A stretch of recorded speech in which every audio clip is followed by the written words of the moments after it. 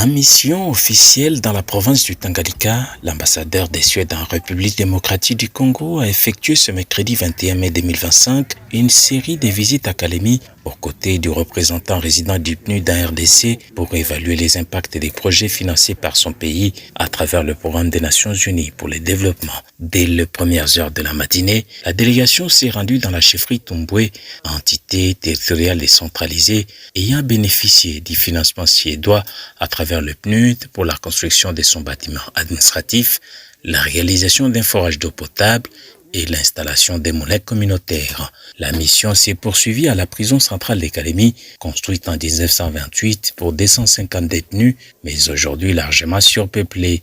Ici, les diplomates suédois et toute sa délégation ont pu s'imprégner des conditions de détention et du fonctionnement de la justice pénitentiaire.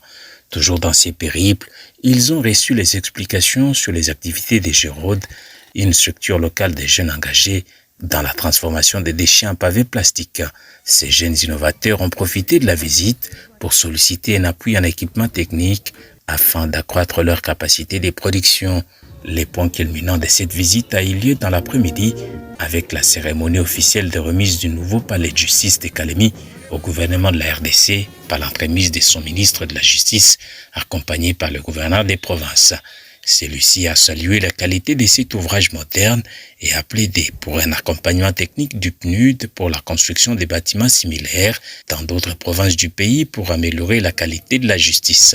Et pour sa part, l'ambassadeur Joachim Vaverka a salué l'engagement du gouvernement de la RDC dans la concrétisation de ces projets et a réaffirmé le soutien de son pays au renforcement de l'état des droits et à la promotion des droits fondamentaux en RDC. Cet édifice est le fruit d'un partenariat stratégique avec le PNUD qui a permis, grâce au financement flexible de la Suède, de réaliser cet investissement majeur.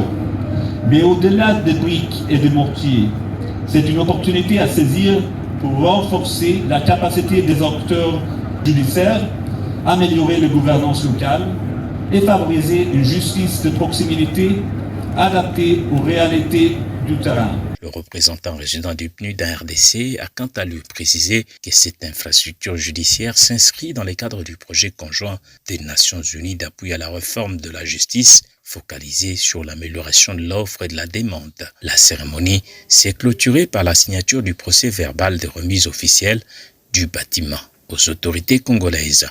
Cette visite diplomatique marque l'engagement du Royaume de Suède dans la consolidation de l'état des droits et du développement durable dans la province du Tanganyika.